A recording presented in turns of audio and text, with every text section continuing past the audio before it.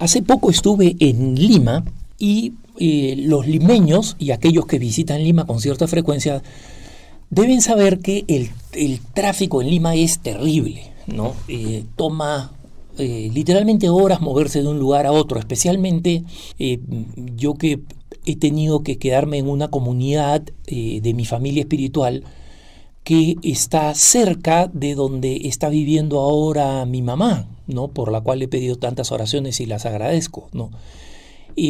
Pero queda bastante lejos de mi trabajo. Entonces, ir a la oficina de Así Prensa y regresar me toma 1 hora 10. Entonces, rezo bastante el rosario, lo cual me alegra, ¿no?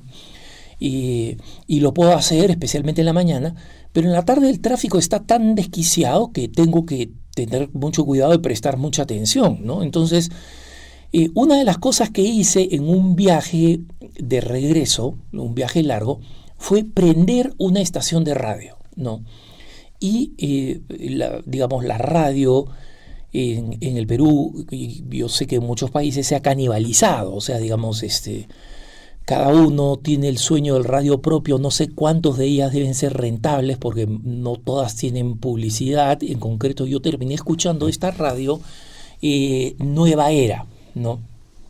Y en esta radio estaban reproduciendo la conferencia de un español sobre el uso de la energía, ¿no? Y cómo prácticas como el tai chi, como el qigong, como la meditación, o sea, básicamente era un taoísta, ¿no? Mezclado con otras digamos, creencias y otras formas religiosas.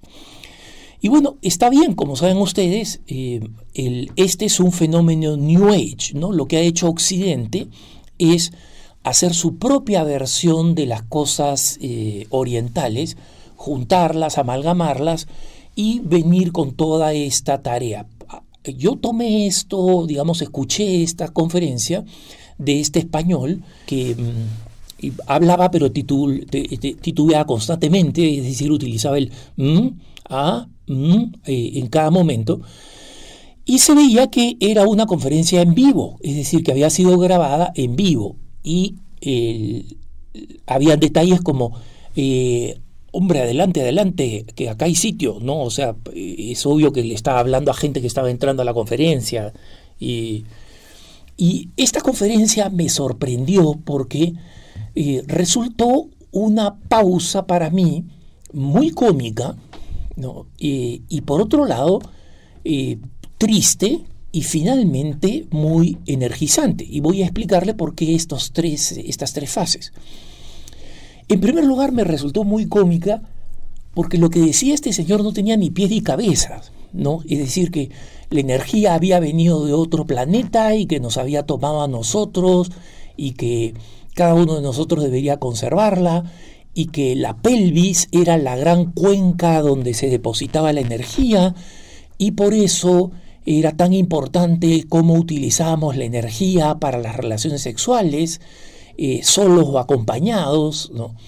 Entonces, y hablaba además de algunas partes físicas del ser humano, describiéndolas como si su teoría totalmente desquiciada del origen de la energía, de dónde se movía, de dónde corría, de qué cosas la evitaba, etcétera, etcétera, que era totalmente inventado, totalmente inventado.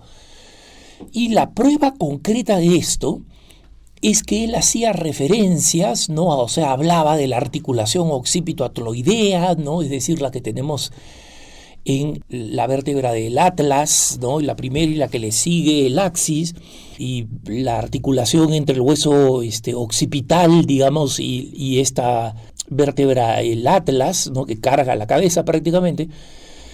Y decía cosas que yo efectivamente sé que son mentira, y son mentira porque en más de una ocasión, como les he dicho, yo soy un médico aficionado, tengo varios amigos médicos y me encanta hablar con ellos y preguntarles de cosas. Y como yo durante mucho tiempo he sido un corredor, como lo he comentado en otras ocasiones, he corrido largas distancias, he corrido varias maratones, ¿no? Que no me cree, tengo mis fotos ahí de cruzando las metas de las distintas maratones, especialmente la maratón de Nueva York, el 2000, ¿no? La última con las Torres Gemelas. Entonces, sé cómo funcionan los músculos, sé cómo funcionan los tendones, ¿no? Y cuáles son las limitaciones de los tendones.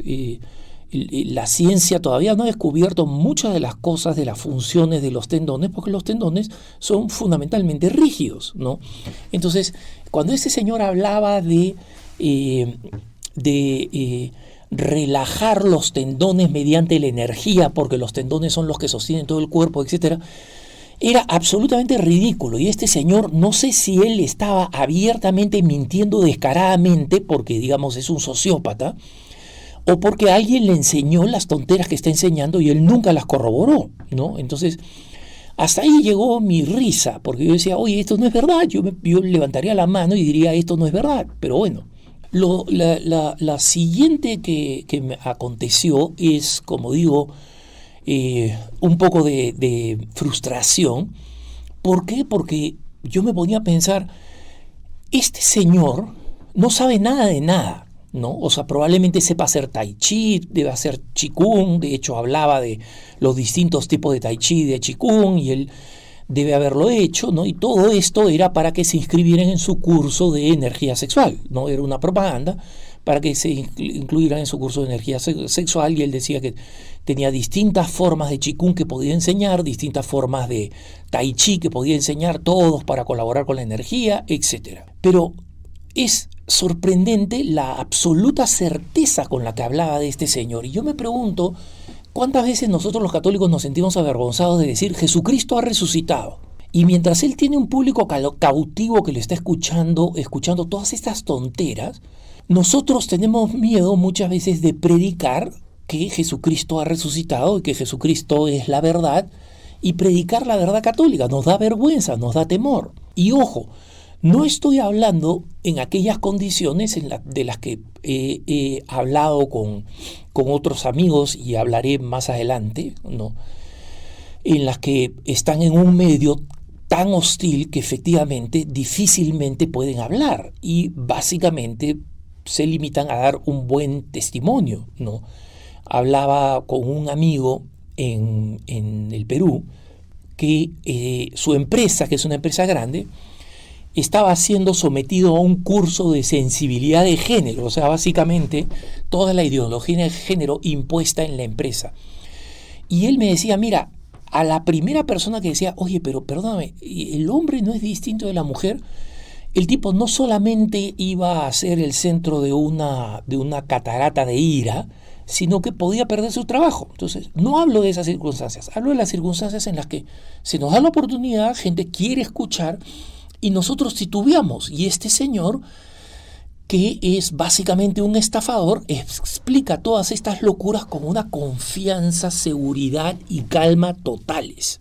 Y ahí es donde vino la tercera parte de mi reflexión, que es, los católicos tenemos la libertad, la valentía, la alegría y la certeza de lo que creemos como para predicar, porque los grandes predicadores son así, ¿no? Los grandes predicadores anuncian con alegría y sin temor. Y no solamente lo anuncian frente a un público adepto, ¿no? Como es el caso de este señor. En el caso de este señor era obvio por la naturaleza de la conferencia que venía mucha gente curiosa, mucha gente simplemente a escuchar, ¿no? A ver cómo es esto. Y probablemente salía convencido con las cosas con las que decía este señor. ¿Y por qué decía este señor?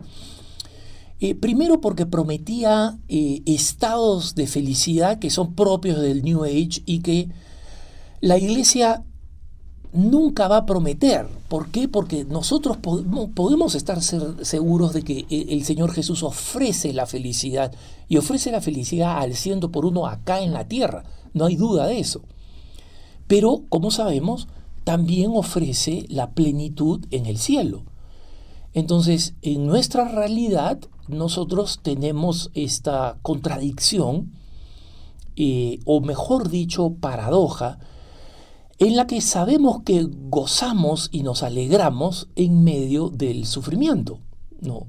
Entonces, eso forma parte del mensaje cristiano. Y la gente no quiere escuchar eso, quiere escuchar directamente, mira, tú vas a ser contento y tú vas a estar contento con todas estas técnicas, te vas a proteger energéticamente de los males, de las vibraciones negativas, y básicamente te prometen una vida sin problemas. Y lamentablemente, hermanos, como ustedes saben, la vida sin problemas no existe, ¿no? La vida sin problemas no existe. Podemos orientar toda nuestra vida de la forma más exacta, programarla, orientarla, pero al final nosotros sabemos que lo inesperado va a pasar, que un ser querido se va a ver dañado, que un trabajo ideal se pierde, que una enfermedad deteriorante o seria nos ataca, porque nadie puede garantizar la felicidad en este mundo, y ellos lo hacen, y la gente está dispuesta a escucharla. Entonces, solo saco esta conclusión, hermanos, la necesidad de que nosotros tengamos la generosidad de hablar de nuestra fe con convicción. ¿Y por qué digo generosidad? Porque la gente lo necesita. Toda esta masa que estaba escuchando a este señor hablar mentiras y falsedades, y gente que está buscando. Y si esa gente no escucha de nosotros el testimonio de la palabra, de poder hablar en primera persona, a esa gente no le va a llegar el evangelio, y vamos a cerrar la iglesia para que deje de ser el hospital de campaña que el Papa Francisco nos pide y se convierta en un club de minorías. Esperemos que eso no pase y que tengas un buen día.